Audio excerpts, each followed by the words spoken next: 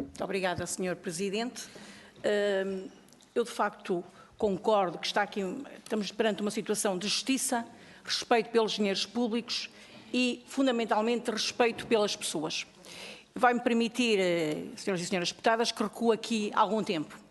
Não à monarquia, porque se recuasse à monarquia, corria o risco de me sentir mais monárquica do que republicana face à história deste investimento, mas como eu sou uma republicana, vou recuar apenas ao final dos anos 80.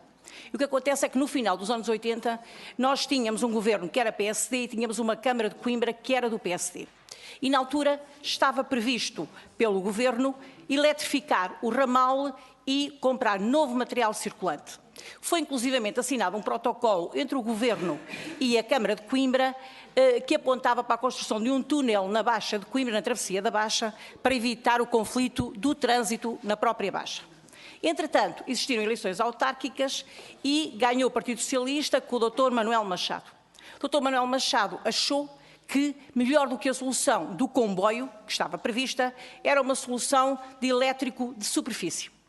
E, na sequência disso, fala com os colegas autarcas vizinhos e passam a defender uma solução de elétricos de superfície para o ramal. Entretanto, portanto, deram por terminado o protocolo que existia e, a partir daí, a solução avança para o Metro Mondego e avança para a sociedade Metro Mondego. Portanto, a Câmara de Coimbra teve aqui uma participação muito ativa neste processo. Passaram vários anos de sucessivas promessas sem que nada fosse realizado. Mas, enquanto isso, a linha foi caindo no abandono, tal como já foi aqui referido. Entretanto, tivemos um governo do Partido Socialista, liderado pelo engenheiro Sócrates, e, na altura, vários membros do governo apontaram para ter vontade de fazer, de facto, obras na linha. Recordo que, na altura, ainda se falava muito dos elétricos de superfície e eu era autarca na altura e, em diálogo com a engenheira Ana Paula Vitorino, procurei motivar ao máximo para que a solução não fosse os elétricos, mas fosse uma solução de um comboio um bocadinho mais pesado para a própria linha. Entretanto, as obras avançaram em cerca de 30 km, foram arrancados os carris, e, passados poucos meses, foi decidido pelo mesmo governo concluir o processo ou suspender as obras. Portanto, contrariamente ao que diz aqui o projeto de resolução do Partido Comunista, não foram sucessivos governos que destruíram a linha, foi um governo do Partido Socialista. Outra, em verdade, diz aqui no projeto que os autarcas assinaram de cruz.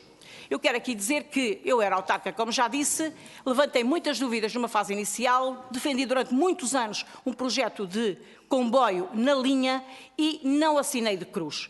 Só que o que aconteceu foi, o que nos foi dito sempre foi, ou teríamos uma solução de metro de superfície ou não teríamos nada, nem investimentos naquela linha. Foi perante isso que o que tentámos foi melhorar o processo, pelo menos da minha parte. Portanto, os autarcas não assinaram de cruz.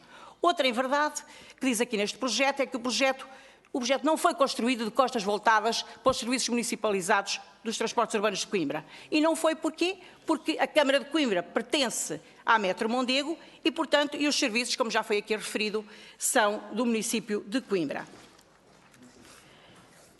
Agora, o que é que nós sabemos e é que, de facto, a população ficou privada do seu sistema de transporte por irresponsabilidade de um governo socialista e merece justiça. A população merece ter o seu sistema de transporte reposto. Merece um sistema de transporte elétrico, seguro, rápido, de preferência sobre carris, na linha da Lousã, entre Sirpins e Coimbra-Besta, São Velha. Se o sistema de transporte é metro ou comboio, depende do que o governo decidir. Agora, outra em verdade também tem o projeto, é que o metro previa e obrigava a existência de transbordo em Ceira. Isso não é verdade, isso foi corrigido em determinada altura e não obrigava. Agora, o que nós sabemos é o seguinte, o governo neste momento existe porque o Partido Comunista, o Partido Socialista, o PEV o sustentam. Mediante isso, é a vossa obrigação entenderem-se, sentarem-se à mesa, discutirem o assunto e pararem com demagogias. Demagogias que não levam a lado nenhum. Como já aqui foi dito, e concordo perfeitamente, já foi gasto muito dinheiro, demasiado dinheiro em estudos. Portanto, o que os senhores têm que fazer é parar com a demagogia, com o populismo e se de facto querem resolver o assunto. E se a senhora deputada e o Partido Comunista está de facto interessado em resolver o assunto, deve-se sentar com o Bloco de Esquerda, com o Partido Socialista, com o Partido Ecologista aos Verdes, todos os que sustentam o Governo neste momento, sentarem-se, discutirem e verem qual é a melhor solução. Mas devem também, neste momento, isto está em elaboração o orçamento, ou já foi elaborado o orçamento, contemplar este investimento nesse mesmo orçamento. Porque nós, apesar de tudo e apesar dos anos difíceis que passámos ultimamente, o projeto foi considerado prioridade no relatório para as infraestruturas de alto valor acrescentado. Já foram feitos, e como foi deferido, muitos estudos e enquanto as pessoas andam para aqui a discutir umas para um lado, outras para o outro, o que acontece é que as pessoas não têm solução.